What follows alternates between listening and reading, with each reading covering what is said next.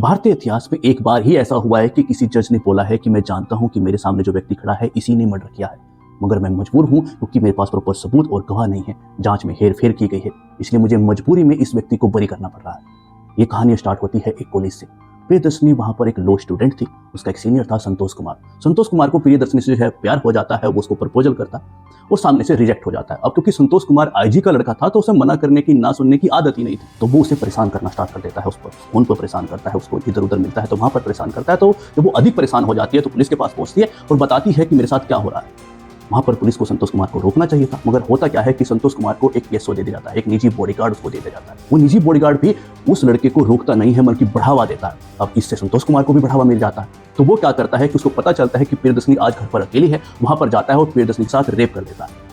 बाद में एक बिजली की तार से उसका गला घोट देता है और अपनी पहचान छुपाने के लिए हेलमेट से इतने वार करता है, उसका मुंह इस तरीके से कुचल देता है कि इस लड़की की पहचान ही मिट जाती है। अब क्योंकि पूरा केस इतना हाई प्रोफाइल था तो ये पूरा केस सीबीआई को सौंप दिया जाता है। अब जांच में इस तरह से जब पुलिस इन्वॉल्व हो जाती है, क्योंकि वो आईजी का लड़का था, सारे सबूत, सारे गवाह जो भी थे उनकी इस तरह से धज्जियां उड़ाई जाती हैं कि वो लड़का 1999 में बरी हो जाता है। इसमें जज, जो मैं आपको बता रहा था, यही बोलता है। वो लड़का शादी करता है और लॉ की प्रैक्टिस करना स्टार्ट कर देता है।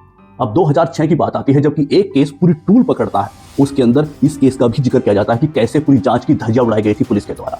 जब ये मामला पूरा टूल पकड़ जाता है तो फिर से ये जांच स्टार्ट होती है और हाई कोर्ट में जब ये चीजें पहुंचती है तो वहां पर पाया जाता है कि संतोष कुमार दोषी है और इसको फांसी की सजा सुनाई देती है। मगर 2010 में सुप्रीम कोर्ट ने फांसी की सजा को उम्र कैद में जो है वो चेंज कर दिया जाता है। तो यहाँ से पता चलता है कि यदि आप आईजी के लड़के हो तो पुलिस पूरी जांच की, पूरे सबूत और गवाह की किस तरीके से धज्जियां उड़ा सकती है।